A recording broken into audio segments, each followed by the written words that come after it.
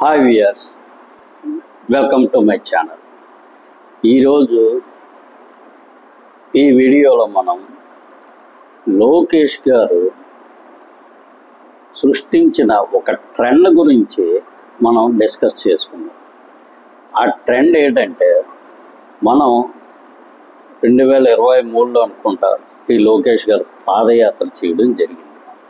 ఆ పాదయాత్ర టైంలో చాలా చోట్ల ఆయన్ని చాలా వరకు చాలా ఇబ్బందులకు గురి చేశారని చెప్పి లోకేష్ గారు చాలాసార్లు పత్రికాముఖంగా కూడా చెప్పడం జరిగింది. ఆ టైంలో లోకేష్ గారు ఒక డిసిషన్ తీసుకున్నారు. ఆ నిర్ణయం ఏంటంటే, నేను ఒక రెడ్ బుక్ని మెయింటైన్ చేస్తాను. ఆ రెడ్ బుక్లో ఈరోజు అనవసరంగా తప్పుడు కేసులు పెట్టి మా నాయకుల్ని మమ్మల్ని ఇబ్బందులు పెట్టి ఒక అనవసరమైన కేసుల్లో ఇరికించి మమ్మల్ని జైలు పాలు చేయడం, అరెస్ట్ చేయడం, మమ్మల్ని నానా విధాలుగా ఇబ్బందులు పెడుతున్నారు. కొంతమంది ఆ రాజకీయ నాయకులు చెప్పిన మాటలు నమ్మి ఈ పోలీస్ డిపార్ట్మెంట్లో ఉన్న కొంతమంది వ్యక్తులు, కొంతమంది రాజకీయ నాయకులు మమ్మల్ని మా పార్టీకి సంబంధించిన వ్యక్తుల మీద తప్పుడు కేసులు పెట్టి చాలా విధాలైన ఇబ్బందులు పెడుతున్నారు. వాళ్ళందరి పేర్లు నేను ఈ రెడ్ బుక్లో రాసుకోవడం జరుగుతుంది.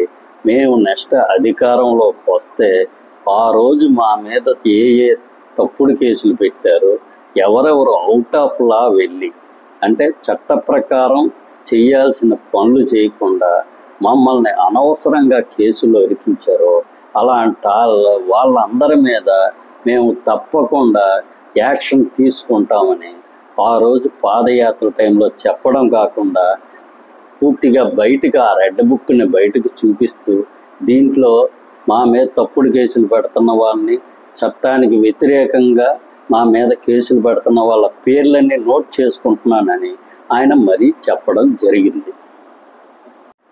ఈరోజు ఇదే విషయాన్ని శ్రీ వైఎస్ రాజశేఖర రెడ్డి గారి కుమారుడు శ్రీ వైఎస్ జగన్మోహన్ రెడ్డి గారు కూడా నేను బ్లూ బుక్ మెయింటైన్ చేస్తాను, లేదంటే వైట్ బుక్ మెయింటైన్ చేస్తాను. ఈరోజు మా మీద కేసులు పెడుతున్న వాళ్ళు ఎన్ని సముద్రాలు దాటి ఎక్కడున్నా జుట్టు పట్టుకొని ఈడ్చుకొచ్చి మేము అధికారంలోకి రాగానే వాళ్ళకి ఇంత సమాధానం చెప్తామని ఆయన కూడా పత్రికాముఖంగా చెప్పడం జరుగుతుంది. అంటే ఇక్కడ వైసీపీ నాయకుల మీద ఏ కేసు రిజిస్టర్ కాబడినా, ఎలాంటి అభియోగం వచ్చినా వాళ్ళు అసలు అభియోగం ఏంటి, దాంట్లో ఏ నిజానిజాలు ఎంత, ఇవన్నీ అనవసరం. వైసీపీ నాయకుల మీద ఏమైనా అభియోగం వస్తే ఇంకొకటే మాట, మమ్మల్ని ఏమైనా అరెస్ట్ చేసినా, మా మీద కేసు బుక్ చేసినా మేము అధికారంలోకి వచ్చినప్పుడు దీనికి రెండంతలు మేము ప్రతీకారం తీర్చుకుంటాం. అంతే తప్ప అసలు ఇక్కడ ప్రజలు ఎన్నికలు ఇలాంటివి ఏం సంబంధం లేదు. అభియోగం వచ్చిందంటే మనం వారి మీద కేసు పెడతాము, ప్రపంచంలో ఎక్కడున్నా జుట్టు పట్టుకొని లోపలికి వస్తాము. అంటే ఇంతకుముందు లోకేష్ గారు మొదలెట్టిన దానికి కంటిన్యూషన్ అన్నమాట. ఇక్కడతో ఇది ఆగిపోయిందంటే ఇక్కడతో ఇది ఆగలేదు. మన పక్క రాష్ట్రమైన తెలంగాణలోని బీఆర్ఎస్ అధినేత శ్రీ చంద్రశేఖరరావు గారి కుమారుడు శ్రీ కేటీఆర్ గారు ఆయన కూడా ఇదే మాట మాట్లాడడం మొదలెట్టారు. మా మీద తప్పుడు కేసులు పెడుతున్నారు, నెక్స్ట్ అధికారంలోకి వచ్చేది మేమే, ప్రపంచంలో ఎక్కడున్నా సరే జుట్టు పట్టుకొని తీసుకొస్తాం. అంటే ఇది ఒక ట్రెండ్లా తయారైంది. మన మీద కేసు ఏమైనా వస్తే ఆ అభియోగం ఏంటి, ఆ అభియోగానికి తగ్గట్టు మనం బయటపడడానికి మన దగ్గర ఏమైనా ఆధారాలు ఏమైనా ఉన్నాయా, వీటి గురించి అసలు ఏమాత్రం ఎవరో మాట్లాడడం లేదు. ఏదైనా కేసు బుక్ అయిందంటే నెక్స్ట్ మేము అధికారంలోకి వస్తే ప్రపంచంలో ఎక్కడున్నా మిమ్మల్ని జుట్టు పట్టుకొని తీసుకొచ్చి దానికి రెండంతలు ప్రతీకారం తీర్చుకుంటాం. ఇవే మాటలు మాట్లాడుతున్నారు తప్ప అసలు దీనివల్ల ఈ రాజకీయ పార్టీలు ప్రజలకి ఏ విధమైన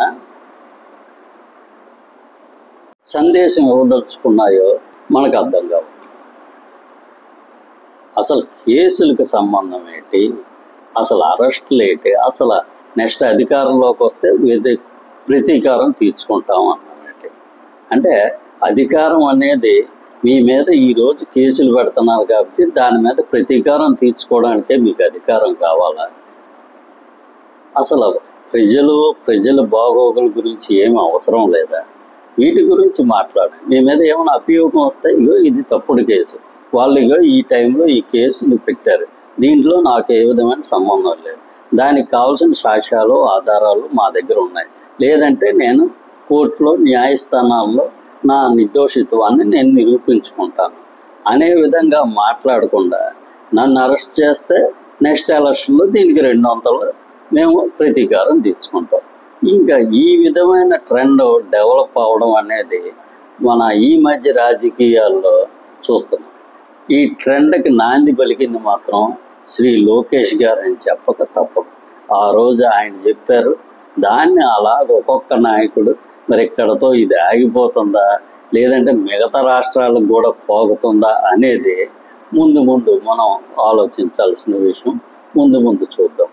ఏమైనా ఇది అంత ఆరోగ్యకరమైన ట్రెండ్ అయితే కాదు. ఈ కంటెంట్ మీకు నచ్చినట్టయితే ఈ ఛానల్ సబ్స్క్రైబ్ చేసుకోండి. Thank you.